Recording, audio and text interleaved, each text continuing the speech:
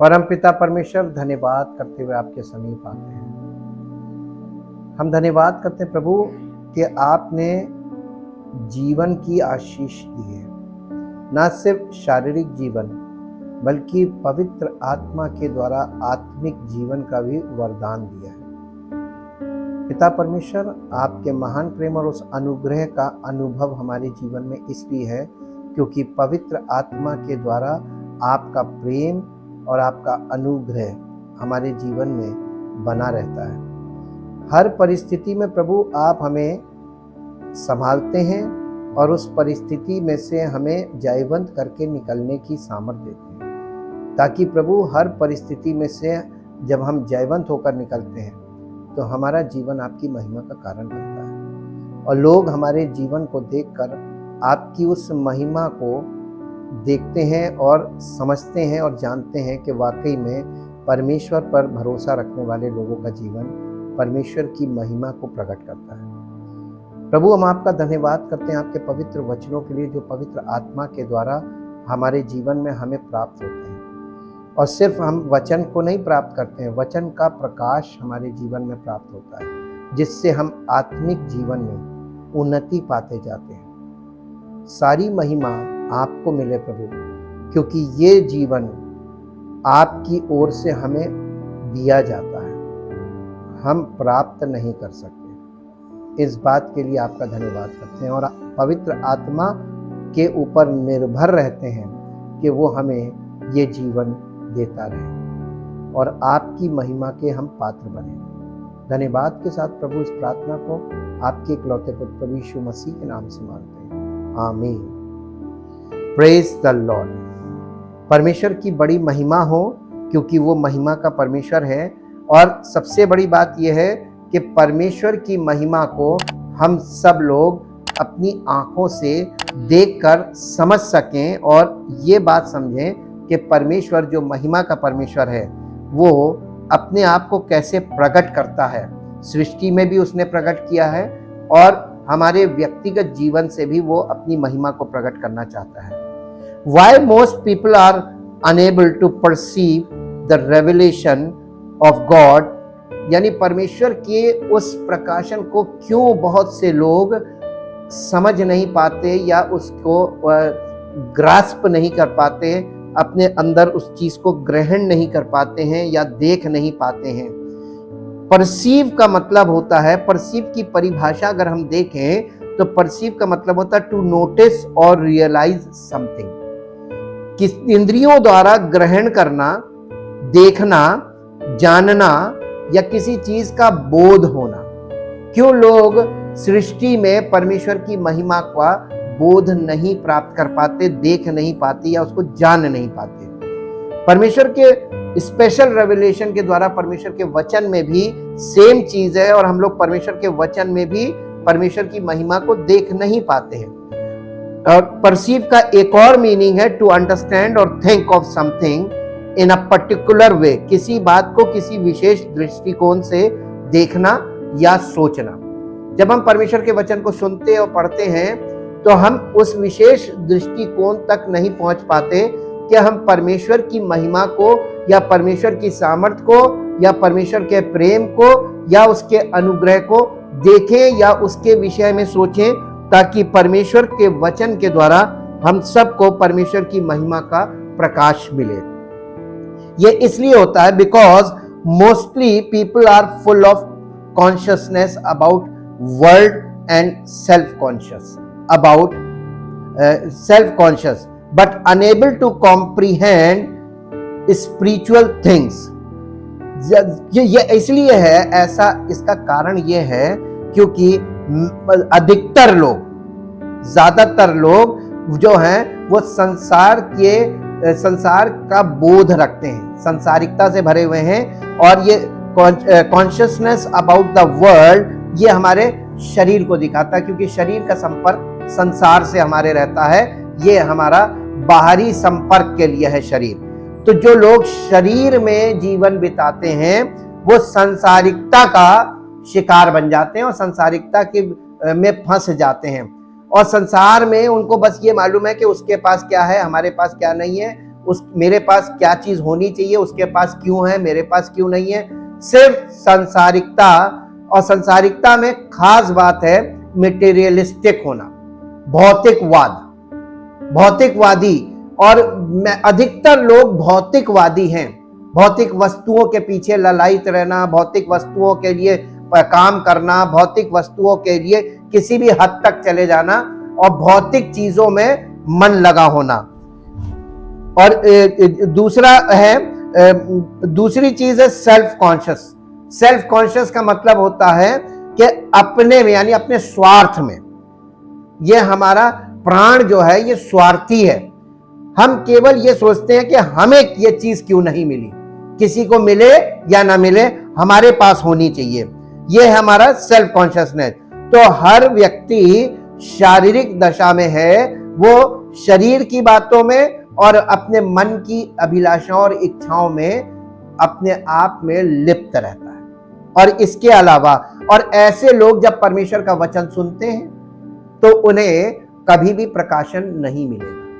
वो परमेश्वर की बातों को परसीव नहीं कर सकते, यानी देख नहीं सकते, उसका अनुभव देखकर नहीं कर सकते, इसलिए क्योंकि ये उनके लिए असंभव है। कॉम्प्रीहेंड का मतलब होता है उन बातों को बिल्कुल भी समझ से परे होना, क्योंकि ये आत्मिक बातों की परख के लिए आत्मा जो मृतक अवस्था में है, आत्मा में जीवन होना अनिवार्य है।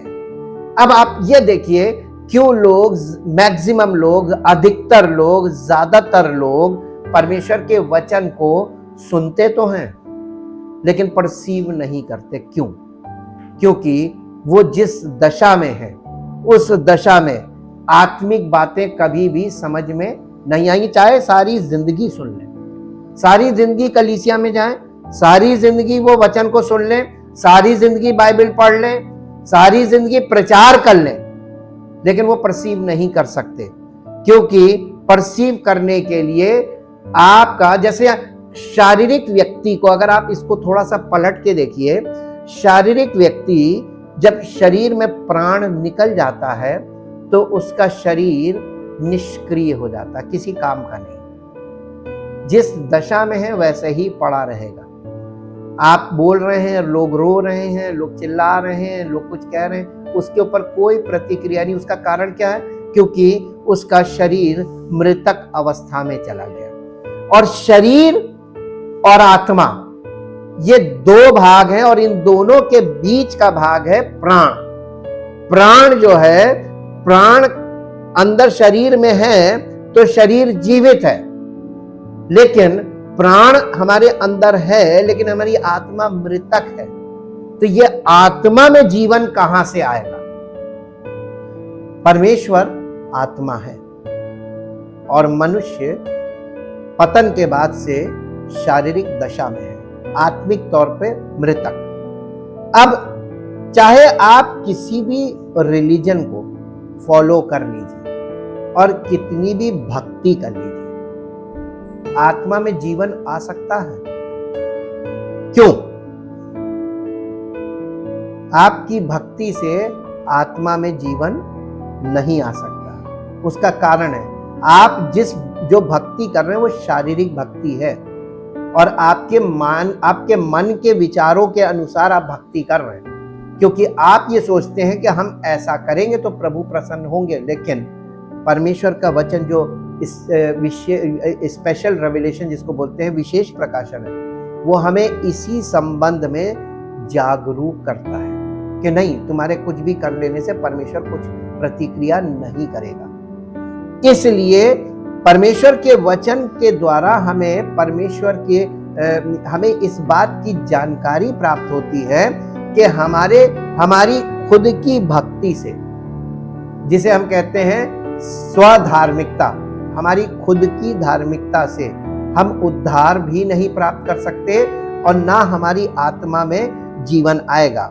परमेश्वर आत्मा है और आत्मा वाला भाग परमेश्वर के द्वारा जीवन देने के बाद ही जीवित होता है। और एक मनुष्य के आत्मा में जब जीवन आ जाता है इसी को बॉर्न अगेन बोला गया है। प्रश्न ये उठता है कि ये बॉर्न अगेन का मतलब होता है फिर से जन्म ले लेना।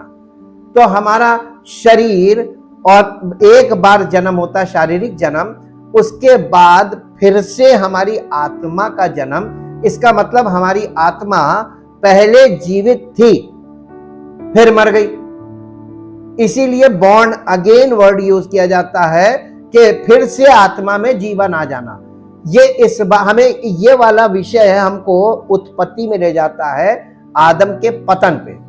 आदम पहले आत्मिक तौर पर जीवित था और परमेश्वर की आज्ञा का उल्लंघन करने के कारण आत्मिक तौर पे मृतक हो गया, और आत्मिक तौर पे मृतक अवस्था में उसका परमेश्वर से संबंध विच्छेद हो गया, क्योंकि परमेश्वर आत्मा है और आदम अब शारीरिक व्यक्ति हो गया था, और शरीर का परमात्मा के साथ कोई संबंध नहीं हो सकता और ना वो है। यहीं पर सब लोग एकदम शून्य है, किसी प्रकार का ज्ञान किसी के पास नहीं है। वो आत्मिक बातों को शारीरिक मनुष्य कभी भी नहीं समझ सकता। यही परमेश्वर का वचन बता रहा, नया नियम बता रहा। शारीरिक मनुष्य परमेश्वर की आत्मा की बातों को ग्रहण नहीं कर सकता, क्योंकि उसकी परख आत्मिक रीति से होती है, और आत्मा मृतक है तो वो व्यक्ति कभी भी परमेश्वर की आत्मिक बातों को ना तो उसका मन लगेगा, ना उसकी समझ में आएगा, क्योंकि जो चीज समझ में नहीं आएगी वहां मन नहीं लगेगा, और ना ही वो उसको समझ सकता है और ना ही वो उसको परख सकता है। सारे रास्ते बंद हैं। तो सबसे बड़ी समस्या मनुष्य के साथ और परमेश्वर के बीच में क्या है? नहीं, आत्मा का मृतक अवस्था में होना, और परमेश्वर आत्मा है तो आत्मा से आत्मा का संबंध तो हो सकता है, लेकिन शरीर का आत्मा से संबंध नहीं हो सकता। समस्या का पहला पॉइंट मिला। दूसरी बात कि मनुष्य की आत्मा के मृतक होने का कारण क्या है? पाप। पाप ने मनुष्य को आत्मिक तौर से मृतक अवस्था में रखा है, और परमेश्वर आत्मा है, और परमेश्वर का आत्मा मनुष्य की आत्मा को जीवन इसलिए नहीं दे सकता क्योंकि मनुष्य पापी स्वभाव का, पापी अपाप के कारण वो आत्मा में मृतक है, और परमेश्वर आत्मा है। तो मनुष्य के और परमेश्वर के बीच किसी प्रकार का कोई न संबंध है, न कोई लेन देन है। अब आप एक बात प्रश्न पूछना चाहता हूं कि इस दशा में अगर कोई मनुष्य है और वो परमेश्वर से प्रार्थना करे कि प्रभु हम पर दया कर, प्रभु हमारी सुधि ले, प्रभु हमें फलानी चीज दे दीजिए, तो क्या परमेश्वर दे सकता है या देगा? क्यों नहीं देगा? पहले हमको परमेश्वर के साथ संबंध स्थापित करना अनिवार्य है। आप जब तक किसी घर में जन्म नहीं लेते, आप उस घर के सदस्य और वारिस नहीं कहलाएंगे। अगर आप आत्मिक तौर पर जन्म नहीं लेते हैं, आपका आत्मिक जन्म नहीं होता है, तो आप परमेश्वर के परिवार अर्थात कलीसिया के साथ एक आत्मा प्रभु के साथ नहीं हो सकते, और उसमें आपका कोई संबंध नहीं है, क्योंकि आपका परमेश्वर के साथ, कलीसिया परमेश्वर का परिवार है, और परमेश्वर की आत्मा के द्वारा जो लोग बॉर्न अगेन हुए हैं वो परमेश्वर की संतान है, और जो बॉर्न अगेन नहीं हुए हैं वो अभी नहीं है, लेकिन उनके पास आशा है कि एक दिन वो परमेश्वर की संतान बनेंगे, अगर वो कलीसिया में बने रहेंगे और परमेश्वर के वचन में मन लगाएंगे तो यही दो ऑप्शन बचते हैं। अब हम इसी विषय को और आगे देखें तो पतन के कारण, because of fallen nature, sin nature, ये पतन का जो स्वभाव है ये पाप का स्वभाव है। एवरीबॉडी इज स्पिरिचुअली डेड, इसी के कारण प्रत्येक मनुष्य आत्मिक तौर पर मृतक है। इसका मतलब ये हुआ, अर्थात we have no consciousness about spiritual matters, यानी हम आत्मिक विषय में हम बिल्कुल अनभिज्ञ हैं, हमें किसी भी प्रकार का बोध नहीं है, आत्मिक बोध। शारीरिक बच्चा जब पैदा होता है तो बच्चे की आंख खुलती है, बच्चे की आंख होती है, वो खुलती है, वो देख सकता है, वो सुन सकता है, उसके पास मुंह है, भले वो कुछ बोल ना पाए लेकिन आवाज तो निकाल ही सकता है, रोता है और कुछ किसी तरीके की आवाज निकालता है, यानी रिस्पॉन्ड करता है। तो उसकी इंद्रियां रिस्पॉन्ड करने लगती हैं जैसे ही शारीरिक जन्म होता है। और जब तक कोई व्यक्ति आत्मिक जन्म नहीं होता है तब तक यही चीज आत्मिक जीवन में भी, जब कोई स्पिरिचुअली बॉर्न अगेन होगा तो जैसे शारीरिक जन्म में आंख खुलती है और सारी इंद्रियां काम करने लगती हैं, वैसे ही आत्मिक जन्म के समय आपकी आत्मिक इंद्रियां काम करने लगनी चाहिए कि नहीं? हाँ के ना? जैसे शारीरिक बच्चा जन्म होता है तो बच्चा रोता है, इसका मतलब आवाज कर रहा है ना? उसके बाद अभी उसको भाषा नहीं आती, भाषा सीखेगा, लेकिन जब तक नहीं सीखता तब तक वो रोता है, हंसता है, सारी प्रतिक्रियाएं करता है, इंद्रियां काम कर रही हैं। आंख खुलती है, देखता है और कुछ कुछ चीजों को देख कर लपकता है, इसका मतलब आंख भी काम कर रही है, कान से सुन भी रहा है और आंख से देख भी रहा है, तो वो प्रतिक्रिया करने लगता है। अब यही चीज आत्मिक जन्म के बाद आत्मिक तौर पर होनी चाहिए कि नहीं? क्योंकि आत्मिक तौर पर जब आपकी आत्मा का जन्म नहीं हुआ होता है तो ऐसी अवस्था में मनुष्य केवल कलीसिया में आता है, वचन को सुनता है और जिस दशा में आया उसी दशा में वापस चला जाता है और सालों साल इस प्रतिक्रिया को करता रहता है, आना जाना सुनना, आना जाना सुनना, लेकिन वो वचन के प्रति जरा सी भी प्रतिक्रिया नहीं करता कि हमको ये एक बहुत अच्छा इसमें प्रकाशन मिला, अरे आपने ये बोला, यहाँ पे मुझे बहुत अच्छा दर्शन मिला, यहाँ पे हमको बहुत अच्छी चीज पता चली, हमें लाइट मिली। नहीं, क्यों? क्योंकि अभी वो स्पिरिचुअली डेड है, वो आत्मिक बातों के लिए प्रतिक्रिया व्यक्त नहीं, रिस्पॉन्ड नहीं कर रहा है। बच्चा रिस्पॉन्ड नहीं कर रहा। अगर शारीरिक तौर पे बच्चा जन्म ले और बिल्कुल भी रिस्पॉन्ड ना करे तो आप कहेंगे डॉक्टर साहब देखिए बच्चा रिस्पॉन्ड क्यों नहीं कर रहा है? इसलिए क्योंकि बच्चे में कहीं ना कहीं किसी इंद्रिय में कोई समस्या हो सकती है, इसलिए भी रिस्पॉन्ड नहीं करेगा। आत्मिक जन्म के बाद भी तुरंत प्रतिक्रियाएं होनी चाहिए, रिस्पॉन्ड करना चाहिए, लेकिन जो रिस्पॉन्ड नहीं कर रहा है इसका मतलब उसका अभी आत्मिक जन्म नहीं हुआ है, ये दशा उसकी स्पष्ट हो जाती है। हाँ, तो वो आत्मिक बातों के विषय में अनभिज्ञ है, उसके पास कॉन्शियसनेस अबाउट स्पिरिचुअल मैटर्स यानी आत्मिक विषयों में वो बिल्कुल अभी अनभिज्ञ है, उसको अभी कोई चीज शुरू नहीं हुई, इसका मतलब अभी बॉर्न अगेन नहीं हुआ। And also unable to comprehend spiritual thing, और इसीलिए वो आत्मिक बातों के विषय में कोई प्रतिक्रिया नहीं देता है और ना ही वो प्रसन्न होता है आत्मिक बातों से, यानी परमेश्वर के वचन से वो प्रसन्न नहीं होता है और वो बोर होने लगता है और उसको वचन अच्छे नहीं लगते और वो ऊबने लगता है, इतना ऊबता है कि वो सोने लगता है, उसके शरीर को नींद आने लगती है क्योंकि वो उसके मन का विषय नहीं चल रहा है। उसी जगह आप विषय तुरंत बदल दीजिए, देखिए उसका मन लग जाएगा क्योंकि उस विषय में वो रिस्पॉन्ड करने लगेगा। लेकिन आत्मिक जब वचन चल रहा होगा रिस्पॉन्ड नहीं कर रहा, इसका मतलब स्पिरिचुअली अभी डेड है। और इसी के साथ साथ we all need spiritual consciousness, spirit consciousness. हमें आत्मा में जागरूकता चाहिए। इस बॉर्न अगेन का मतलब स्पिरिचुअली कॉन्शियसनेस आ जाना, हमारी आत्मा में हमारी आत्मा का जाग जाना। जैसे आत्मा सोई हुई है, आत्मा में जैसी आत्मा चेतना आ गई, उसमें वो चैतन्य हो गई और वो रिस्पॉन्ड करने लगी। तो प्रत्येक मनुष्य जो है वो उसकी आत्मा सुप्तावस्था में है, ऐसे समझ लीजिए, और उसके अंदर चेतना आ जाए, इसी को बॉर्न अगेन बोलते हैं। यही है बॉर्न अगेन, अर्थात लाइफ इन स्पिरिट, अर्थात उसके आत्मा में जीवन आ गया। That's why Jesus said, इसीलिए यीशु मसीह ने कहा, इसी कारण से यीशु मसीह ने यह बात कही, यूहन्ना रचित सुसमाचार उसका 3 अध्याय 1 से 12 पद तक पढ़ेंगे। यूहन्ना रचित सुसमाचार फरीसियों में से निकोदेमुस नाम का एक मनुष्य था जो यहूदियों का सरदार था।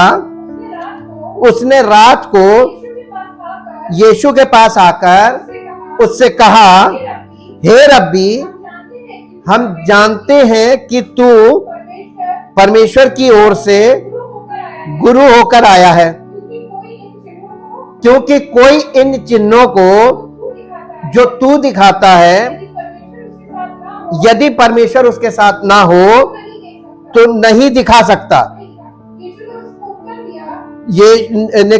तो यीशु ने उसको उत्तर दिया, मैं तुझसे सच सच कहता हूं, यदि कोई नए सिरे से ना जन्मे तो वो परमेश्वर का राज्य।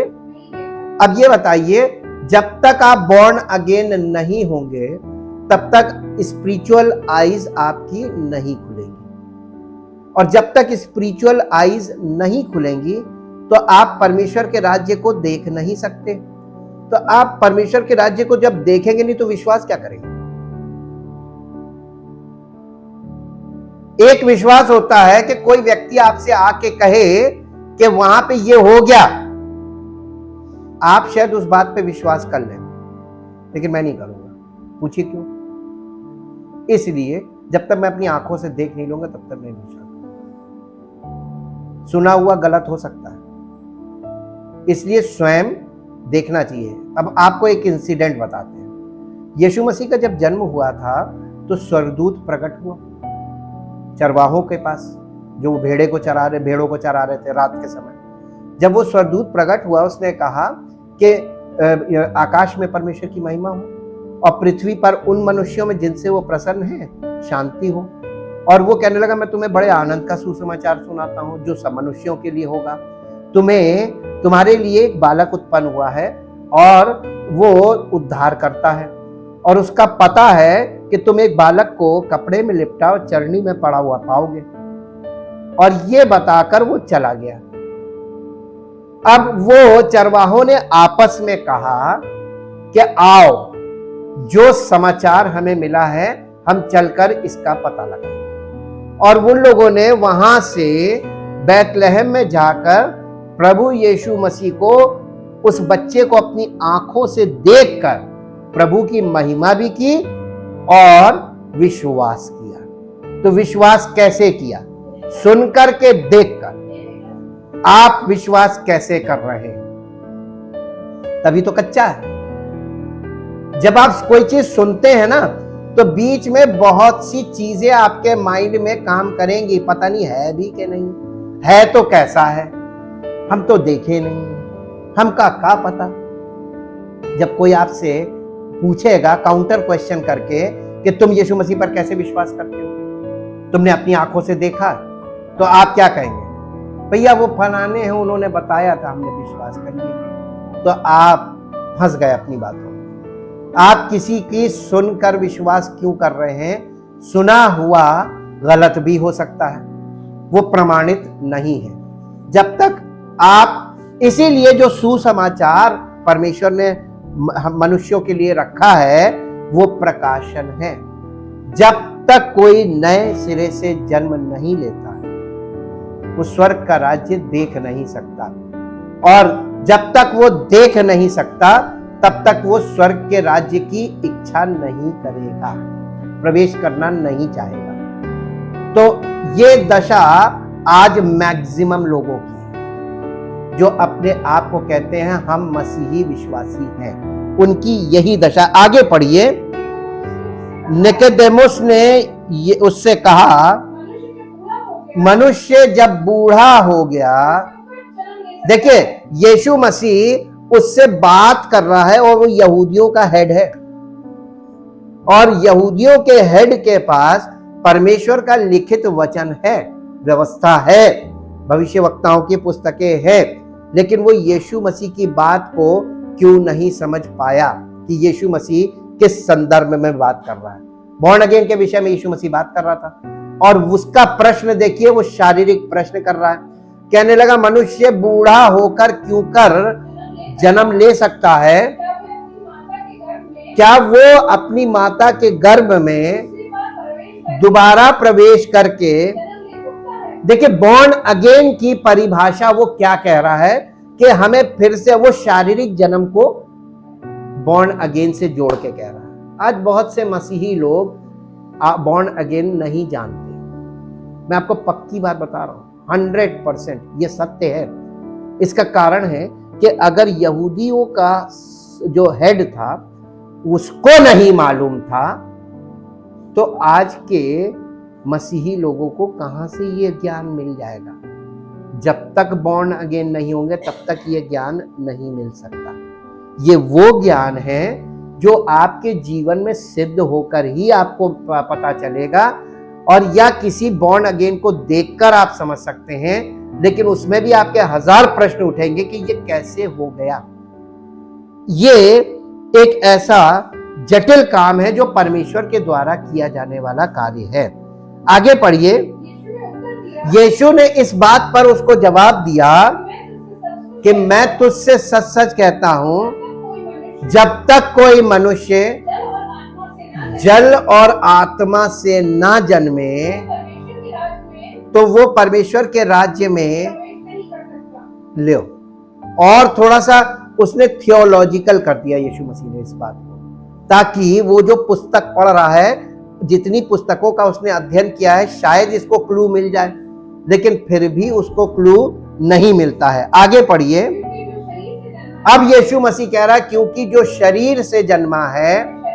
अब ये बताइए, जितने मनुष्य कलीसिया में आ रहे हैं सब शरीर से जन्मे हैं, और शरीर से जन्मा है वो शरीर है, और जो आत्मा से जन्मा है, अब देखिए वो आत्मिक नहीं है। ये किसके बारे में बोल रहा है यीशु मसीह?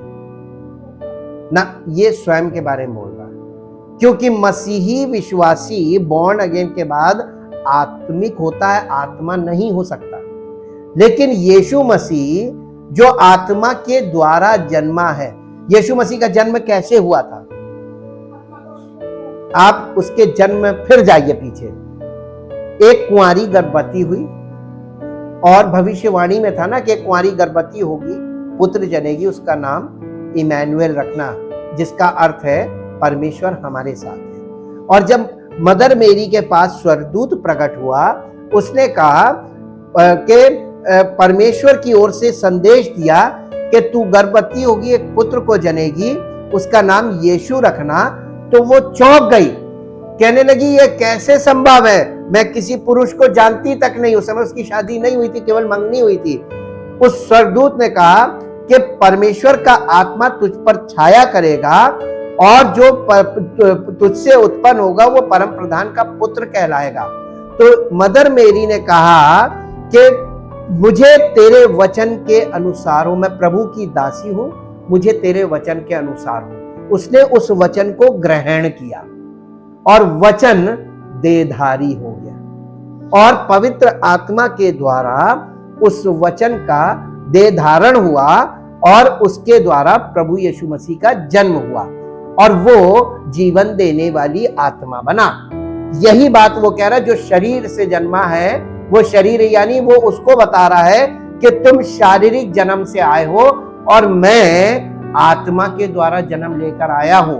तो जो शरीर से जन्मा है वो शरीर है, और जो आत्मा से जन्मा है वो आत्मा है। आगे, अचंबा ना कर कि मैंने तुझसे कहा कि तुम्हें नए सिरे से जन्म लेना आवश्यक है। हवा जिधर चाहती है उधर चलती है, तू उसका शब्द सुनता है, परंतु ये तुझे कभी नहीं पता चलता कि किधर से हवा आ रही है और किधर को जा रही। जी, जो कोई आत्मा से जन्मा है वो ऐसा ही है। निकोदेमुस ने उससे कहा, निकोदेमुस ने उसको उत्तर दिया, ये बातें कैसे हो सकती हैं? ये सुनकर यीशु ने उससे कहा, तू इजराइलियों का गुरु होकर भी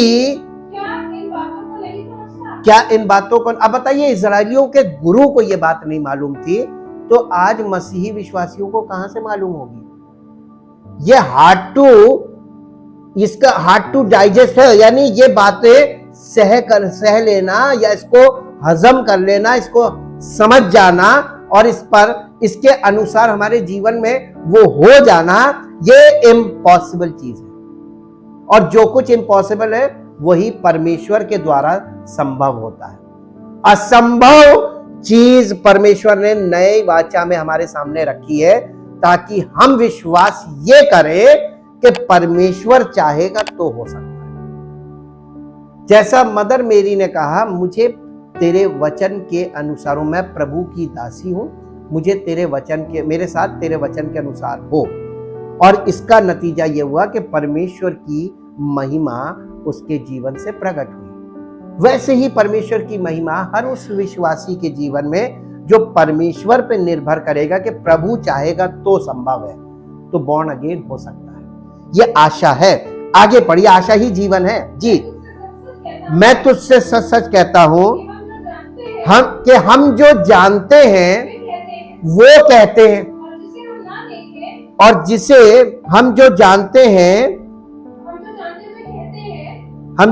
वो कहते हैं, और जिसे हमने देखा है उसकी गवाही देते हैं, और तुम हमारी गवाही ग्रहण नहीं करते। अब आप एक बात बताइए, जब आपने प्रभु का दर्शन पाया नहीं, इसका मतलब बॉर्न अगेन हुए नहीं, तो आप दूसरों को कैसे विश्वास दिला सकते हैं? पहली चीज, आपका खुद का विश्वास कच्चा रहेगा। आप खुद ही पूरी तरीके से आश्वस्त कभी नहीं होंगे कि मैंने प्रभु को देखा, और बिन देखे आपने किसको प्रभु मान लिया। इसीलिए पौलुस ने जो प्रश्न रेज किए कलीसिया के आगे, तुमने किस यीशु का सुसमाचार सुना, और कौन सा सुसमाचार सुना, और कौन सी आत्मा पाई? ये तीन बातें उसने खड़ी की, और यही तीन बातों में आज मसीही लोग फंस गए, और फिर भी वचन पे फोकस कोई नहीं कर रहा है। यहाँ पे यीशु मसीह कह रहे हैं, जिसको हमने देखा उसकी गवाही देते हैं। आपने जब तक यीशु मसीह को देखा नहीं, आप उसकी गवाही नहीं दे सकते। चश्मदीद गवाह बनना है, और वही सच्चा गवाह है जो चश्मदीद गवाह है। प्रेरितों के विषय में एक खास बात आप देखिए, यीशु मसीह के प्रेरित चश्मदीद गवाह थे, और पवित्र आत्मा जब उन पर उतरा तो उनका जीवन इतना पावरफुल था कि उनके जीवन से पूरे विश्व में परमेश्वर की महिमा प्रकट हुई, और उसके बाद से वो वाली चीज होना बंद हो गई, चश्मदीद नहीं है। अब आपके पास फिर एक और क्वेश्चन लाते हैं कि 12 चेले, जिनमें से एक ने यीशु मसीह को पकड़वाया था, उसने बाद में आत्महत्या कर ली थी, 11 बचे। इन 11 ने यीशु मसीह को उसकी सेवकाई, उसके साथ रहे थे सेवकाई में, और उसको उसकी सेवकाई के में सहयोगी बनकर रहे, और उसकी सेवकाई को देखा था पृथ्वी पर। फिर उसकी मृत्यु और पुनरुत्थान के चश्मदीद गवाह थे। लेकिन एक मनुष्य और है जिसका नाम है पौलुस। पौलुस यीशु मसीह के पुनरुत्थान के बाद, प्रेरितों काम 9 अध्याय से उसकी एंट्री होती है, तो पौलुस को किसने दर्शन दिया था?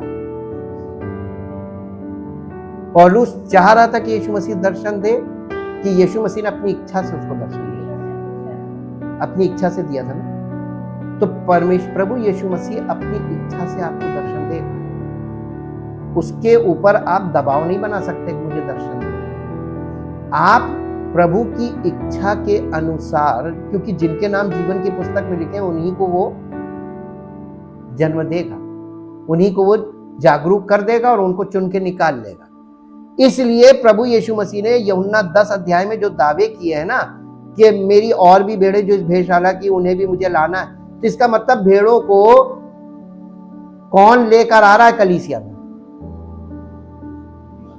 यीशु मसीह। कलीसिया कौन बना रहा है? लेकिन ये यीशु मसीह अपनी कलीसिया बना रहा है, बाकी लोग अपनी बना रहे हैं, तो उनकी कलीसिया में लोगों को कौन ला रहा है? उनके पास अपने लोग हैं, पूरा तंत्र है, वो लोगों को घसीट घसीट के ला रहे हैं, वो उनकी कलीसिया है। लेकिन प्रभु अपनी कलीसिया बनाता है, तो प्रभु की कलीसिया में कौन लोग आएंगे? जिन्हें प्रभु लाएगा। तो प्रभु जिन लोगों को ला रहा है, इसका मतलब उन जिंदगियों में प्रभु अपनी महिमा प्रकट करना चाहता है। तो आपके लिए गुड न्यूज ये है कि कौन आपको घसीट के यहाँ पर ला रहा प्रेरित करके। इसका मतलब वो आपको दर्शन देना चाहता है, उचित समय पर आपको दर्शन देगा। वचन में मन लगाए रहो। तो ये आपके लिए बहुत बड़ी आशा हो गई। अब आप देखिए आगे, ये यीशु मसीह उससे निकोदेमुस से कह रहे, जब मैंने तुमसे पृथ्वी की बातें कही और तुम इस बात को मानने को तैयार नहीं हो, प्रतीति नहीं कर पा रहे हो, तो यदि मैं तुमसे स्वर्ग की बातें कहूं तो तुम कैसे प्रतीति कर लोगे कि ये जो बोल रहा सही है? जी, और कोई स्वर्ग पर नहीं चढ़ा, केवल वही जो स्वर्ग से उतरा। कौन है? वही स्वर्ग से जो उतरा, तो वही स्वर्ग पे चढ़ा, और कोई नहीं स्वर्ग से उतरा, ना कोई चढ़ा। जी, अर्थात मनुष्य का पुत्र जो स्वर्ग में है। और बस अब देखिए, यह 12 पद तक हमने देखा कि निकोदेमुस और यीशु मसीह के बीच की जो बातचीत है, इसमें बड़े भेद हैं। और इसमें भेद क्या है? बॉर्न अगेन के भेद हैं। अब हम देखते हैं कॉन्शियसनेस का मीनिंग क्या है, इसका अर्थ क्या होता है consciousness. What is the meaning of consciousness? Consciousness का पहला अर्थ है the state of being able to see, hear, feel etcetera. यानी हिंदी में अगर हम कहें कि तो सजगता आ जाना, चेतना आ जाना, या होश आ जाना।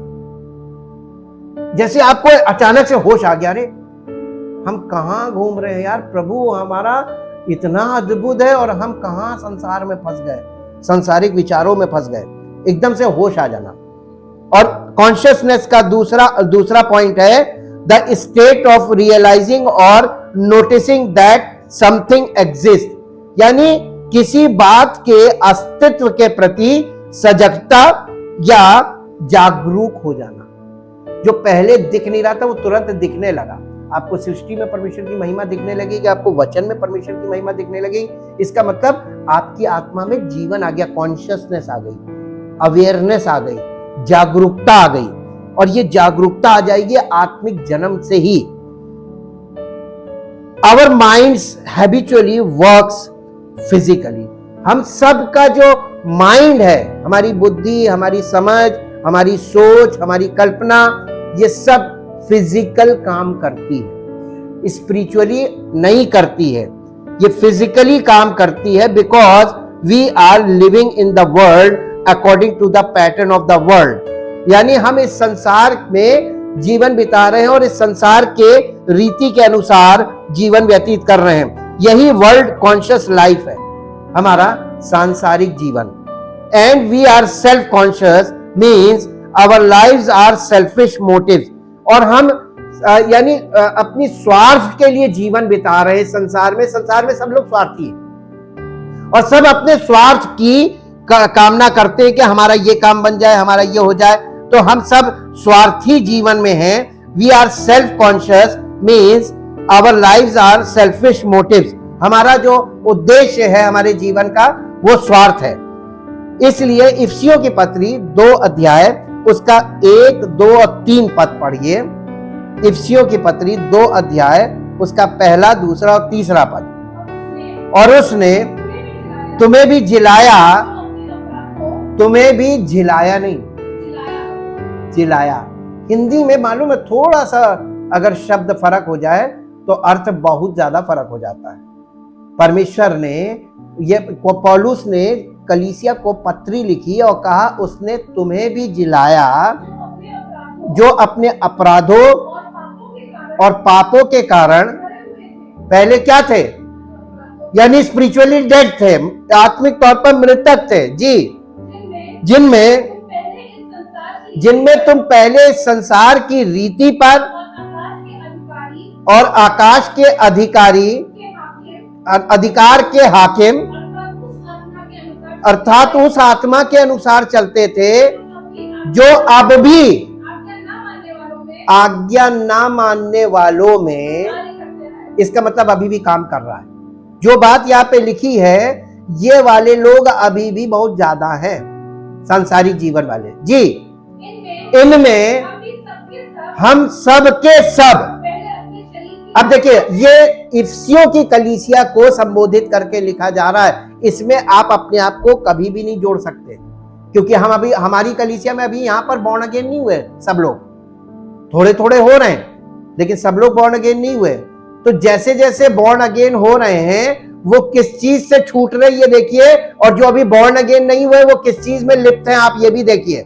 पहले हम सब के सब अपनी शरीर की लालसाओं में दिन बिताते थे, और शरीर और मन की मनसाएं, अपने मन की इच्छा और शरीर की इच्छा, दो चीजें हैं ना, शरीर की इच्छा और मन की इच्छा, शरीर और प्राण, ये दो आ गया, इन्हीं दोनों में बस लगे हुए हैं जी। और नहीं, शरीर और मन की इच्छाएं पूरी करते थे, हाँ पूरी करते थे, और औरों के समान, जो बाहर संसार में और लोग हैं उनके समान स्वभाव ही से क्रोधी। देखिए, स्वार्थी आदमी क्रोधी होता है बहुत तगड़ा, जितना ज्यादा स्वार्थी उतना तगड़ा क्रोधी, और जैसे जैसे स्वार्थ उसका खत्म होने लगता है ना, वैसे वैसे क्रोध खत्म होने लगता है। क्रोध का कारण स्वार्थ है, वो शारीरिक स्वार्थ भी हो सकता है, मानसिक स्वार्थ भी हो सकता है।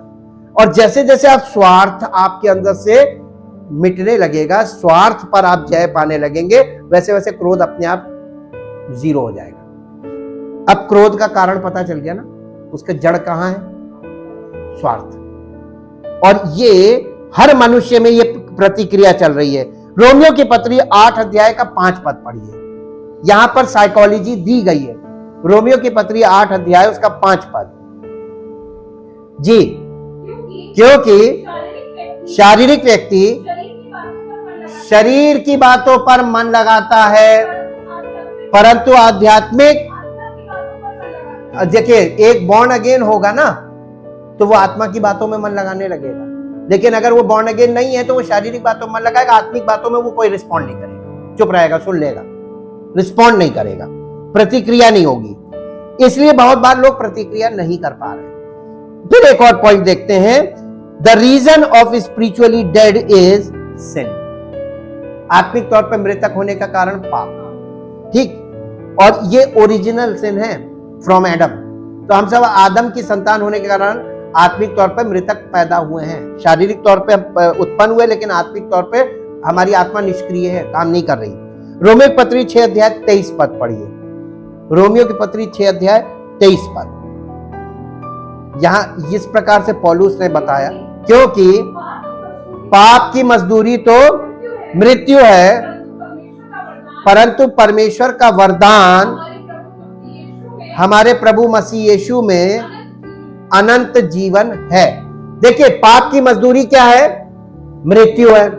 तो हम यहां पे जो मृत्यु का मतलब है अनंत मृत्यु, यानी आप जब पाप में जीवन बिताते बिताते जब भी आपकी शारीरिक मृत्यु होगी वो अनंत मृत्यु होगी। उसके बाद आपके पास कोई जीवन का मार्ग नहीं बचा, कोई रास्ता नहीं बचा कि आपको फिर से जीवन दिया जा सके। लेकिन परमेश्वर का वरदान एक आया, परमेश्वर ने अपने पुत्र को भेजा, और ये परमेश्वर का पुत्र एक वरदान है परमेश्वर की ओर से हम मनुष्य जाति के लिए जो पापी हैं। आदम के स्वभाव में हम पैदा हुए और पतन की अवस्था में पैदा हुए, पापी स्वभाव में पैदा हुए, आत्मिक तौर पे मृतक पैदा हुए, और पाप की मजदूरी क्या है? मृत्यु है। तो हम अपनी शारीरिक मृत्यु से पहले प्रभु यीशु मसीह को अपना उद्धारकर्ता, सुसमाचार के द्वारा प्रभु यीशु मसीह को अपना उद्धारकर्ता स्वीकार करें, because of the revelation of the gospel, सुसमाचार के प्रकाशन के द्वारा। तो मालूम है एक वरदान काम करेगा, हम अनंत जीवन के वारिस बन सकते हैं। हमें पाप के, यीशु मसीह ने हमारे पाप के लिए मृत्यु उठा ली, तो पाप की मजदूरी यीशु मसीह ने ले ली। तो यीशु मसीह के द्वारा हमको क्या वरदान मिला? अनंत जीवन। तो हम ये प्राप्त नहीं कर सकते, लेकिन परमेश्वर का वरदान है, और वरदान को खरीदा नहीं जा सकता, ना प्राप्त किया जा सकता है। वरदान तो वो प्रसन्न होकर हमें देता है। तो ये परमेश्वर की ओर से दिया जाने वाली चीज है। क्या? बॉर्न अगेन परमेश्वर का वरदान है, यानी नए सिरे से जन्म हो जाना, ये परमेश्वर का वरदान है। अब इसके लिए एक पद और आप निकाल लीजिए जो आपको मिलेगा रोमियो की पत्री उसका 4 अध्याय, रोमियो की पत्री उसका 4 अध्याय का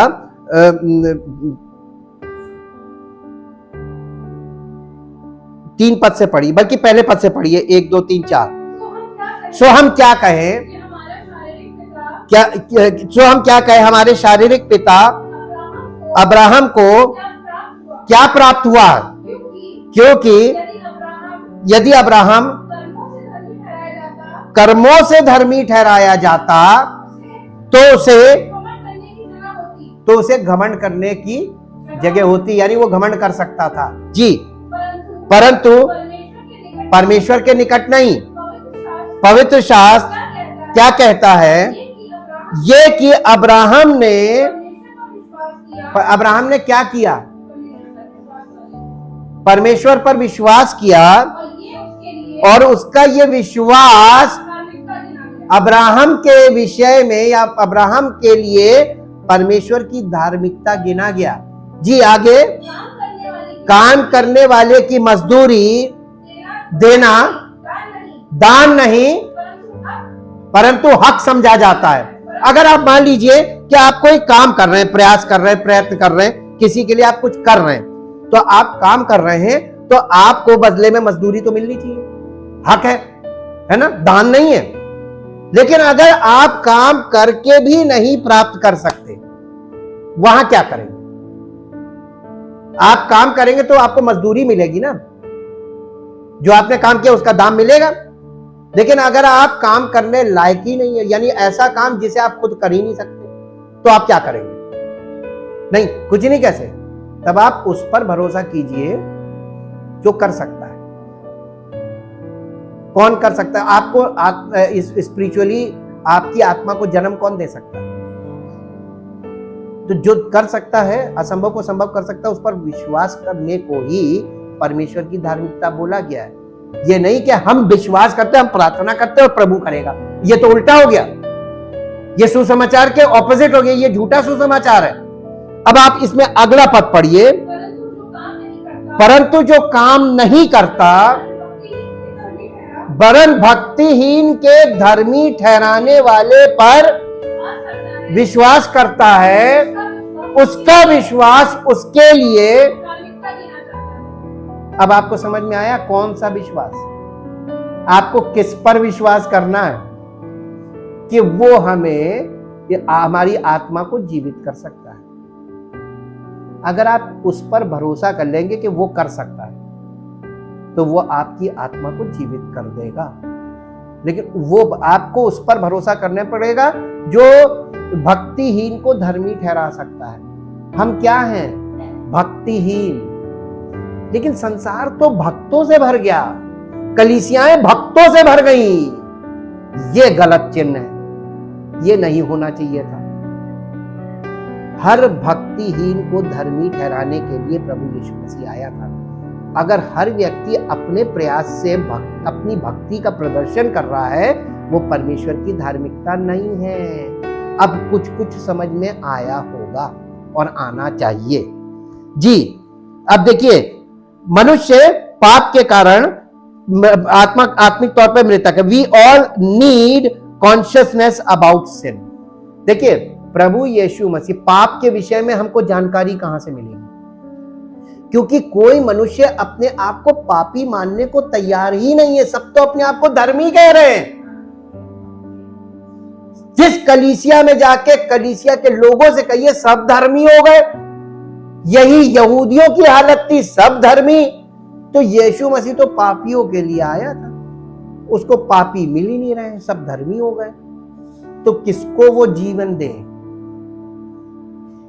पाप की देखिए, जब तक हमारा मन हमको दोषी नहीं ठहराएगा, तब तक पवित्र आत्मा हमारे जीवन में काम नहीं करेगा। आपको यह मालूम होना चाहिए कि पाप के कारण हमारी आत्मा मृतक है और हमको इस मृत्यु से छुड़ाने के लिए यीशु मसीह को भेजा गया है। और यीशु मसीह के अलावा कोई भी, हमारी भक्ति भी हमको यहां से नहीं छुड़ा सकती।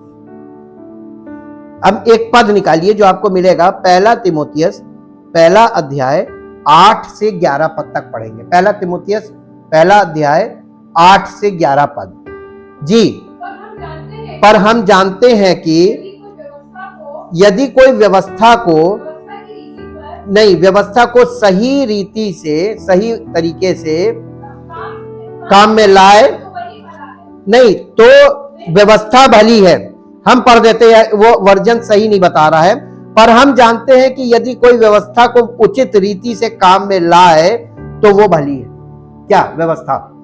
हाँ, ये जानकर कि व्यवस्था धर्मी जन के लिए नहीं पर अधर्मियों, निरंकुशों, भक्तिहीनों, पापियों, अपवित्र और अशुद्ध मनुष्यों, माँ बाप के घात करने वालों, हत्यारों, व्याभिचारियों, पुरुषगामियों, मनुष्य के बेचने वालों, झूठ बोलने वालों और झूठी शपथ खाने वालों और इनके अतिरिक्त खरे उपदेश के सब विरोधियों के लिए ठहराई गई है। व्यवस्था किसके लिए है? पापियों के लिए। इसका मतलब परमेश्वर ने व्यवस्था आईने के तौर पे दी थी। पहले आईना देख लो, आईना देखोगे तब तुम्हें पता चलेगा, हाँ प्रभु हम तो बहुत गंदे हैं, हम तो इस लायक नहीं है कि हम अपने होठों से आपका नाम ले सके। हम अशुद्ध मनुष्य हैं, अशुद्ध होठ वाले हैं।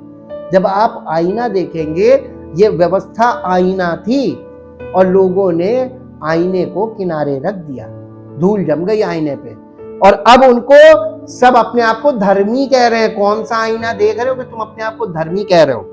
और इसीलिए यही परम धन्य परमेश्वर की महिमा के उस सुसमाचार के अनुसार है जो मुझे सौंपा गया। ये पौलुस तिमोथियुस को पत्र लिख रहा है, ये पास्टरल लेटर है, और पौलुस कह रहा है यही परम धन्य परमेश्वर की महिमा है कि उसने व्यवस्था रूपी आईना हमारे मन के लिए रखा है कि देख लो कि तुम पापी स्वभाव के हो।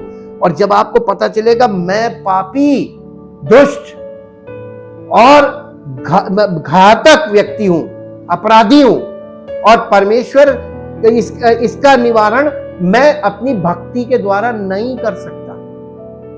आपको किसकी जरूरत पड़ेगी मालूम है? Every sinner needs a saviour. हर व्यक्ति को, हर पापी को एक उद्धारकर्ता की आवश्यकता है। परमेश्वर ने पहले से उद्धारकर्ता का प्रयोजन किया हुआ था। व्यवस्था और पहले दी और फिर उद्धारकर्ता दिया, और बाइबल कंप्लीट हुई तो प्रभु ने हमको बाइबल दी ताकि बाइबल हमको दोनों चीजों से मिलवा दे। पाप से हमारी जान पहचान हो ताकि हम ये जाने कि हम पापी हैं, और फिर उद्धारकर्ता के द्वारा हमें उद्धार प्राप्त हो। इसलिए बाइबल के दो वर्जन हैं, ओल्ड टेस्टामेंट और न्यू टेस्टामेंट। और हम ओल्ड टेस्टामेंट की लाइफ आज तक जी रहे हैं। और ओल्ड टेस्टामेंट में जो यहूदी लोग थे वो धार्मिक अपने आप को मानते थे, धर्मी कहते थे, और हम भी ओल्ड टेस्टामेंट के अनुसार यहूदियों की तरह हम भी अपने आप को धर्मी कह रहे हैं। लेकिन हम पाप मुक्त नहीं हुए, हमारा बॉर्न अगेन नहीं हुआ। इसका मतलब अभी हम पापों में हैं, और इसलिए परमेश्वर का वचन हमें इस विषय में जागरूक कर रहा है। Every person must realize that he or she is a sinner and he or she needs a saviour.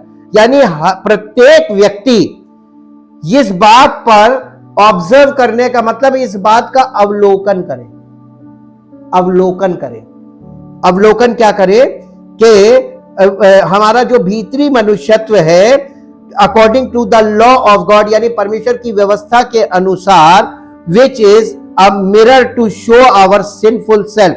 यानी परमेश्वर की व्यवस्था जो एक आईने की तरह है जो हमें दिखाती है कि हमारा भीतरी मनुष्यत्व पापी है। तो देखिए, हर एक मनुष्य को, हर एक व्यक्ति को, चाहे वो स्त्री हो या पुरुष हो, उसको वो ये देख सके कि मैं पापी हूं, और उसको, चाहे वो स्त्री हो या पुरुष हो, उसको एक उद्धारकर्ता की जरूरत है। We can observe our inner man according to the law of God, which is a mirror to show our sinful self, and then we trust in God's miraculous power and accept and welcome the gospel in our lives. यानी तब हम परमेश्वर के उस सुसमाचार को जो प्रकाशन का द्वारा हमारे जीवन के लिए रखा गया है, तब हमें उसमें प्रकाशन दिखेगा कि वाकई में परमेश्वर की धार्मिकता प्रभु यीशु मसीह के द्वारा हमारे लिए रखी गई है। यूहन्ना रचित सुसमाचार 16 अध्याय उसका 8, 9, 10, 11 पद पढ़ दीजिए। 8 से 11 पद तक पढ़ दीजिए। 16 अध्याय यूहन्ना रचित सुसमाचार। और वो आकर, कौन? पवित्र आत्मा।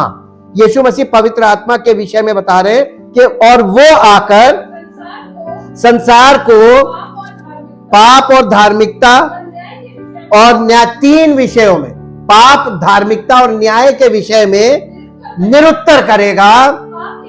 पाप के विषय में इसलिए कि यीशु मसीह पर लोग विश्वास नहीं कर रहे हैं, और धार्मिकता के विषय में इसलिए कि मैं पिता के पास जाता हूं और तुम मुझे फिर ना देखोगे, और न्याय के विषय में इसलिए कि संसार का सरदार दोषी ठहराया गया। कौन है संसार का सरदार? दोषी ठहराया गया। तो वो दोषी ठहराया गया, और संसार के लोग सांसारिक जीवन में है वो सब उसके साथ दोषी, परमेश्वर की दृष्टि में सब दोषी ठहर गए। तो परमेश्वर ने सबको दोषी ठहरा दिया। सब इसीलिए लिखा है एक भी धर्मी नहीं, सब पापी है। और इसलिए यूहन्ना रचित सुसमाचार 5 अध्याय का 25 पद पढ़िए। यूहन्ना रचित सुसमाचार 5 अध्याय 25 पद, जल्दी से। मैं तुमसे सच सच कहता हूं, वो समय आता है और अब है जिसमें मृतक परमेश्वर के पुत्र का शब्द सुनेंगे, और जो सुनेंगे। क्या आप बॉर्न अगेन होना चाहते हैं? उसका तरीका लिखा हुआ है कि मृतक यानी आत्मिक तौर पे जो मृतक हैं वो परमेश्वर के पुत्र का, कैसे? पवित्र आत्मा मसीह का आत्मा है, और पवित्र आत्मा के द्वारा आपको परमेश्वर के पुत्र का शब्द आपके आत्मा में जाएगा, और जैसे ही जाएगा उसमें जीवन आ जाएगा, बॉर्न अगेन। तो बॉर्न अगेन सुनकर होना है, और जैसे ही आप बॉर्न अगेन होंगे आप देखने लगेंगे, आपको प्रकाशन दिखने लगेगा। रोमियो की पत्री 10 अध्याय, रोमियो की पत्री 10 अध्याय और उसका 14 पद से 17 पद। रोमियो की पत्री 10 अध्याय है। फिर जिस पर उन्होंने विश्वास नहीं किया वो उसका नाम क्यों कर ले? सही बात है, जिस पर आपने विश्वास नहीं किया उसका नाम कैसे ले सकते हैं? और जिसके बारे में नहीं सुना उस पर विश्वास कैसे करेंगे? आप यीशु मसीह के बारे में लोगों ने कहां सुना, तो कैसे विश्वास करेंगे जी? और प्रचारक बिना, अब प्रचारक यानी ये वो प्रचारक नहीं है शारीरिक प्रचारक। यहां पे जिन प्रचारकों की बात की जा रही है ये प्रभु यीशु मसीह के द्वारा चुने और नियुक्त किए गए प्रचारकों की बात है। अब बताइए संसार में कितने होंगे? दुर्लभ है, रेयरेस्ट ऑफ रेयर। क्योंकि आगे क्या लिखा हुआ मालूम है? और यदि, इसका मतलब जब तक प्रभु यीशु मसीह किसी को भेजेगा नहीं तो कैसे जाके प्रचार करेंगे? बिना भेजे तो प्रचार करेंगे नहीं। आगे जैसा लिखा है कि उनके पांव क्या ही सुहावने हैं जो अच्छी बातों का सुसमाचार सुनाते हैं, परंतु सबने उस सुसमाचार पर क्या नहीं किया? यहां तो सुनाया जा रहा है लेकिन लोग क्या नहीं कर रहे? कान नहीं लगाया। इसका मतलब मन नहीं लगा रहे। जो हम बोल रहे हैं वही चीज आ गई ना, मन नहीं लगाया जी। यशाया कहता है कि नहीं, हाँ, यशाया कहता है कि प्रभु किसने हमारे सुसमाचार पर, किसने हमारे सुसमाचार पर प्रतीति की है? सो विश्वास सुनने से, और सुनना मसीह के वचन से होता है। विश्वास सुनने से पैदा होता है। इसका मतलब जब आप मसीह की आवाज को सुनते हैं तो आपकी आत्मा जीवन आ जाता है, यानी विश्वास पैदा हो गया, आपकी आत्मा में जन्म आ गया। Thank you, thank you, thank you Lord. परम पिता परमेश्वर, हम आपका बहुत धन्यवाद करते हैं। आपने प्रत्येक मनुष्य के पुनरुत्थान के लिए सारा इंतजाम कर दिया है, और आपने प्रभु अपने सेवकों को नियुक्त भी किया है। प्रॉब्लम यहां पर यह है कि सब लोग सुसमाचार पे मन नहीं लगा रहे। यदि वे मन लगा लें तो वास्तव में उनका जीवन अद्भुत रीति से आपकी महिमा का कारण बन जाएगा, क्योंकि प्रभु आप अपना काम स्वयं करते हैं। और हम चाहते हैं प्रभु कि यहाँ पर जितने लोग यहाँ से जुड़े हुए हैं सब लोग बॉर्न अगेन हो और आपकी महिमा के पात्र बने और आपका नाम सबकी जिंदगी में महिमान्वित होने पाए। हम सब मिलकर प्रभु आपकी महिमा के पात्र बने और आपका नाम महिमा पाए, यीशु मसीह के नाम से आमीन। Praise the Lord. परमेश्वर आपको आशीष दे।